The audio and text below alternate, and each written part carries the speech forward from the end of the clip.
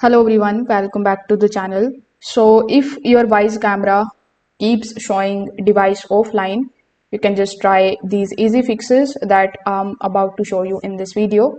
So you need to first of all start by resetting the camera itself. For that, simply unplug the Wyze camera from the power. Then simply wait for 30 seconds and plug it back in. Watch the status light, and once it turns solid or reconnects, you can open your Wyze application and check the live feed. This particular step is going to clear any temporary system or connection glitches. After that, you can also fix the app side connection. For that, inside the Wyze application, simply tap on the option of your camera.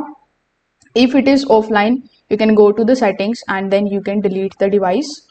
After that, you just have to tap on the option of add device again, select your camera and then simply follow the setup again.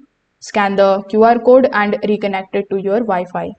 This second step is going to refresh the link between your camera and the Wyze servers. Now, if it still shows offline, you can also fix the network environment. For that, you need to move your router closer to the camera, or you need to reduce the obstacles in between. Just make sure that your Wi-Fi is stable and it is not overloaded. You can also connect your camera to a 2.4 GHz Wi-Fi network for better range. If needed, you can also test using a hotspot to confirm if your main network is the issue. So you can try these easy troubleshooting methods and see if your camera is working again properly. If this video helped you out, make sure that you like this video and subscribe to the channel. Thanks for watching.